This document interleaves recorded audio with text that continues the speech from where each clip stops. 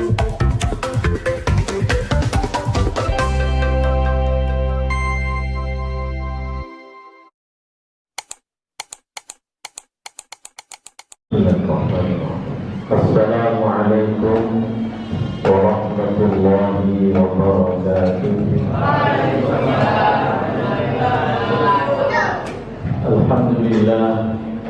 Alhamdulillahilladzi akramana bi syahri Ramadan alladzi unzila fihi al-Qur'an hudan lin-nasi wa bayyinatin minal huda wal furqan. Asyhadu an la ilaha illallah wahdahu la syarika lah wa asyhadu anna sayyidana wa nabiyyana Muhammadan abduhu wa rasuluhu la nabiyya ba'dah. Allahumma salli ala sayyidina Muhammad وعلى آله وصحبه ومن تبعه بإحسان إلى يوم الدين أما بعد. Jamaah sekalian Masjid Al-Ikhlas yang dimuliakan Allah Subhanahu wa taala, malam ini malam keberapa? 10. Hafal ya? Hitung dulu.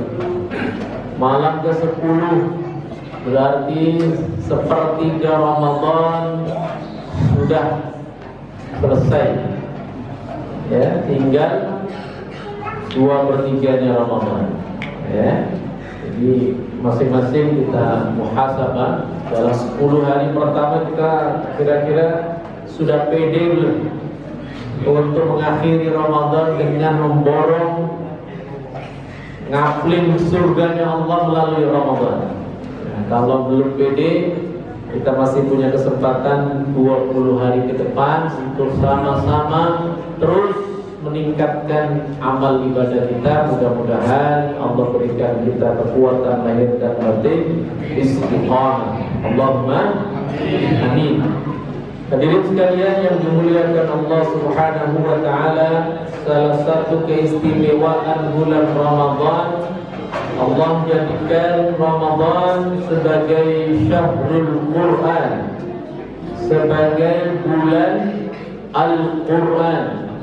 Alasannya sangat banyak. Yang pertama, bahwa Al-Quran diturunkan di bulan Ramadan. Pertama kali diturunkan di bulan Ramadan, bagaimana yang disebutkan oleh Allah dalam Al-Quran, syahrul Ramadan alladzi unzila fihi Al-Quran. Pada bulan Ramadan Allah turunkan Al-Quran.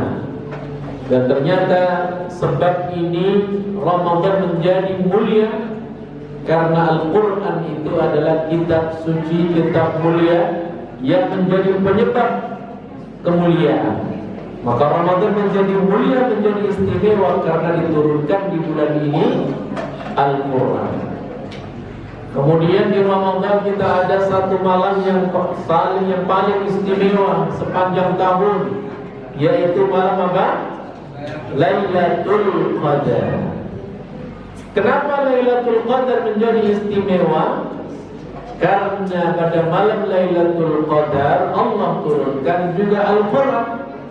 Inna anzalnahu fi Lailatul Qadar.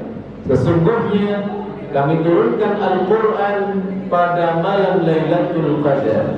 Kapan itu turunnya pada malam Lailatul Qadar? Yaitu Al-Quran ketika diturunkan dari Lauhil Mahfuz, diturunkan oleh Allah ke Baitul Izzah, itu pada malam Lailatul Qadar. Jadi Al-Quran pertama kali Allah turunkan, proses pertama di Lauhil Mahfuz. Bal huwa Qur'anun Majid fi Lauhin Mahfuz. Itulah Al-Quran, ya, yang Allah letakkan di Lauhil Mahfuz. Turun pertama. Proses turun kedua dari Lauhil Mahfuz diturunkan lagi ke Baitul Izzah, Sama'ud dunia, langit dunia, langit yang paling dekat dengan dunia, namanya Baitul Izzah. Masih di atas, belum diturunkan kepada Nabi Muhammad. Nah, proses turun yang kedua ini dari Lauhul Mahfuz ke Baitul Izzah, inilah terjadi pada malam Lailatul Qadar. Makanya malam Lailatul Qadar menjadi istimewa karena diturunkan pada malam hari itu Al-Quran. Selanjutnya ada dua kemuliaan. Yang pertama, Ramadan menjadi mulia karena Al-Quran. Malam Lailatul Qadar menjadi mulia karena Al-Quran. Selanjutnya ada malaikat. Kita mengenal ada ratusan bahkan jutaan malaikat yang diutus oleh Allah. Tetapi ada satu malaikat yang paling istimewa, malaikat yang terbaik. Siapakah itu malaikat? Jibril. Kenapa malaikat Jibril menjadi paling istimewa? Karena malaikat Jibril lah yang mengantarkan Al-Quran dari Allah kepada baginda Nabi Muhammad sallallahu alaihi wasallam. Kemuliaan yang keempat, kita mengenal ada ratusan ribu nabi yang diutus oleh Allah. Tetapi ada satu nabi yang paling istimewa, nabi terbaik, khatamun nabiyyin, menjadi pamungkas dakwah Allah Subhanahu wa taala. Siapakah itu Nabi Muhammad sallallahu alaihi wasallam? Kenapa? Karena satu-satunya manusia yang bisa mengemban risalah Al-Quran yaitu baginda Nabi Muhammad sallallahu alaihi wasallam. Maka ternyata Al-Quran ini menjadi sebab keistimewaan, menjadi penyebab orang mulia, barang menjadi mulia, sesuatu menjadi istimewa karena Al-Quran. Bagaimana seandainya kalau Al-Quran itu menjadi penghias pribadi-pribadi kita, anak-anak kita, rumah tangga kita. Rumah kita banyak terdengar Al-Quran setiap hari, maka ini akan menjadi keistimewaan. Dan itulah yang disebutkan oleh Rasulullah sallallahu alaihi wasallam, la taj'alu buyutakum quburan. Janganlah kamu jadikan rumah kalian seperti kuburan. Apa maksudnya? Karena di dalamnya tidak pernah terdengar Al-Quran. Seperti kuburan, sunyi, sepi, tidak ada kehidupan. Maka jangan sampai rumah kita tidak pernah terdengar Al-Quran. Alhamdulillah di bulan Ramadan kondisi kita alhamdulillah semarak Al-Quran. Di masjid-masjid, di rumah-rumah, di kantor-kantor, bahkan di jalanan orang banyak membaca Al-Quran. Mudah-mudahan kebiasaan ini juga terbawa setelah Ramadan, sehingga rumah kita sekali lagi tidak menjadi kuburan. Lanjutan hadis tersebut, fa inna syaitana tanfiru minal baiti allati tuqra'u fihi suratul Baqarah. Karena setan lari terbirit-birit dari rumah yang dibacakan surat Al-Baqarah. Makanya kalau kita biasanya mau nempatin rumah baru, baca dulu surat Al-Baqarah sebanyak-banyaknya. Boleh sendiri anggota rumah, boleh undang orang kalau nggak bisa ngaji untuk pindahan rumah, baca surat Al-Baqarah. Dan tidak hanya pertama kali, setiap hari lebih bagus lagi dari penghuninya untuk bisa menciptakan kondisi rumah kita, rumah yang teduh, rumah yang aman, rumah yang nyaman, terhindar dari gangguan setan. Hadirin sekalian yang dimuliakan Allah, mungkin rumah kita ber-AC tapi kerasanya panas. Hati-hati, mungkin di situ ada yang perlu diusir pakai surat Al-Baqarah. Maka mari kita hidupkan Al-Quran di dalam hati kita, di dalam anak-anak kita. Kita install Al-Quran di dalam anak-anak kita, mereka menjadi para penghafal Quran, kemudian mengamalkan isi kandungan Al-Quran, akhlaknya seperti Al-Quran. Maka itulah yang akan menjadi sarana, menjadi sebab Allah mengangkat sebuah kaum. Rasulullah sallallahu alaihi wasallam bersabda, "Innallaha yarfa'u bihadzal kitabi aqwaman wa yad'u bihi akharin."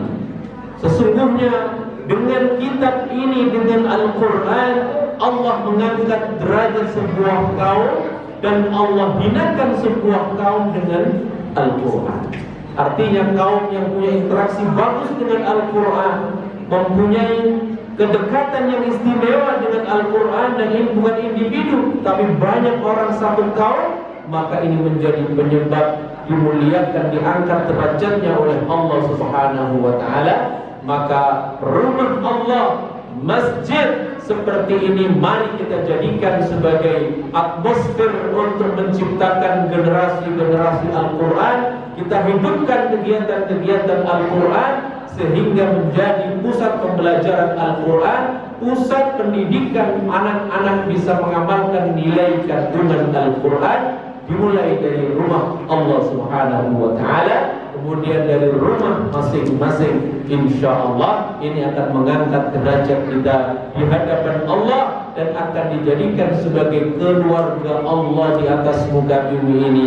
Inna lillahi ahlu fil ardi ashabul Quran. Jadi ashabul Quran itu adalah ahlullahi wa khassatuhu, orang para pemilik Al-Quran, orang yang punya Al-Quran, istimewa dengan Al-Quran, maka itu ada dijadikan oleh Allah sebagai keluarga Allah di atas muka bumi ini. Bayangkan, Allah punya keluarga. Kita tahu Allah ini adalah yang menciptakan kita, yang menciptakan alam semesta ini, dan itu adalah menjadi keluarga kita. Orang yang punya Al-Quran dijadikan sebagai keluarga Allah di atas muka bumi ini karena melalui Al-Quran. Maka mari, momentum Ramadan ini sangat tepat kita untuk kembali memperbaharui semangat kita, interaksi kita dengan Al-Quran. Mudah-mudahan kita mendapat syafaat Al-Quran di dunia dan juga di akhirat insyaallah. Aqulu qouli hadza astaghfirullah wa lakum. Assalamualaikum warahmatullahi wabarakatuh.